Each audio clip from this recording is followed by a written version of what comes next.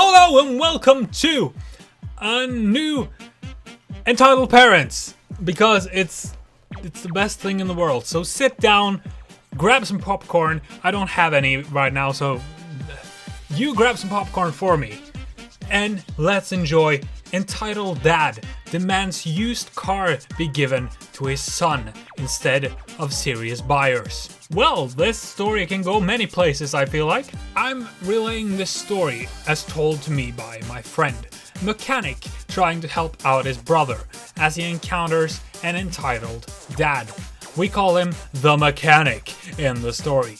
The mechanic's brother recently got a new job.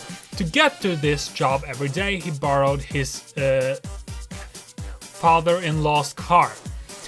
He did not know how long he would be able to use the car and didn't have the money to buy his own. The mechanic offered to find a cheap car, fix it up, and give it to his brother, who might pay him back someday in the future. Nice brother. Love that. The first person the mechanic checked with was his boss. The boss owned and managed the shop the mechanic worked at and had a side business fixing up and flipping cars. He sold the mechanic a '98 Toyota Corolla at cost that still needed to be fixed up for $600. The mechanic told his brother that a car was on the way and started fixing it up. He spent $175 on parts, bringing the total cost to $775. It's not the worst thing for a car, but it's a '98 model, so... With the car fixed and ready, the brother informed his father-in-law that he would be returning the borrowed car. The father-in-law had a surprise. His intention all along was to give the car to him as a gift. He was waiting for his daughter's fast approaching wedding anniversary to announce it. He had no knowledge of the mechanic's efforts to this point. A nice father-in-law too! A good story so far. The mechanic told his boss he would be willing to buy it back for $775, but then the labor would be for nothing. The boss convinced him to try to sell the car himself. He listed the car at $1,100, knowing he would be haggled down, and received quite a few inquiries. Only 2 were interested enough to come out to see the car. He scheduled them on the same day, an hour apart. The time for the first showing came and went with no one showing up. The mechanic assumed they were no longer interested and waited for the second appointment. Right on time for the second showing, 2 men arrived. The mechanic greeted them and they immediately started discussing the car. They talked about mileage, reliability, the work done to the car, all the normal stuff. Then they went on a test drive.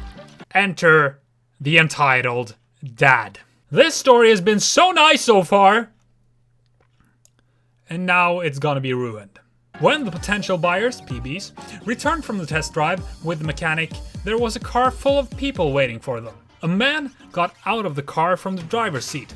The mechanic approached him. Before he could speak, the man said, "Where the hell have you been?" The mechanic was shocked. And you are? "We had an appointment!" That was over an hour ago, the mechanic replied. He assumed the man was referring to the earlier appointment. A teenage boy emerged from the passenger seat. "Is that my car, Daddy?" the teen asked. "Yes, son, it will be soon." The mechanic was somewhat dumbfounded. He looked at the car that the entitled dad and his son had arrived in and saw a woman and 2 small children in the back seat. It looked like they were keeping their heads down. The teen approached the car for sale as the 2 PBs that had just test drove it moved away, one of them on his phone. "It's rusty," the teen said while pointing to a rust spot on the passenger door. "Yeah, it looks pretty shitty." Edie turns to the mechanic. "Does the POS even run?" "You saw us driving it, and you saw the rust spot on the photos." "Not worth the asking price. Those other guys were on time, so you can wait and..." "You scheduled 2 showings at the same time?" "No, you were late." The mechanic turned away to talk to the PBs. "Hey!" Edie exclaimed. "Forget those guys! I'll give you $550 in cash!" Well, that is half the price, half the asking price. "Don't think that's enough, mate." One of the PBs laughed. The ED amused him. The mechanic continued to face away from ED. "If you're not serious about this, just leave," he said, while walking towards the PB. ED's son got in the car and sat in the driver's seat. "Hey!" The mechanic knew that they left the key in the ignition. The next moment, the engine rumbled to life and the teen sat back in the seat with his hands on the steering wheel. "Hey!" The mechanic yelled again and ran to the driver's side door, which was still open. He reached in and shut the car off, taking the keys. "Get out! Daddy!" The teenager called out. It creeped the mechanic out how the teenage boy kept calling his father Daddy. "Are you okay, son?"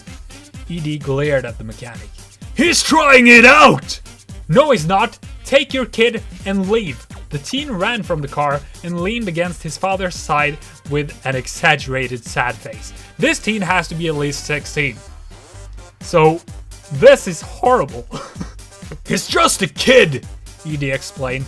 "He wants a car, so give him the car and you'll get your $5.50. "We'll take it," the PB who was on his phone a moment ago called out, making sure that everyone could hear him. "We'll pay what we agreed to." They had not agreed on anything yet, but the mechanic jumped on this chance for an out. "Sorry, you've been outbid. $5.50 is way too low." "Anyone who pays more for this piece of shish is a moron." ED roughly grabs his son's wrist and practically throws him back into their car. Without another word, he drives off. One of the PBs could not hide his amusement and kept laughing. The other smiled at the mechanic. "We really do want the car," he said. "Now that that asshole is gone, we can talk about price. If you agree to $9.80, we can give that to you in cash right now." The mechanic agreed, making a $200+ profit. It helps be nice and not insult the car. And also to pay a little bit higher to the asking price and not half. Also, the kid who must be 15, 16. This is obviously America. So driving age is 16 there. So has to be at least 15, 16. Might be just before his birthday or something. So it's close to 16 or 16, maybe even 17. Who knows? This kid calls his dad Daddy. He clings to his dad and acts like kind of a 5-year-old. Anyway, if you enjoyed this, please leave a like and subscribe if you are new. And I'll see you in the next one. Bye-bye.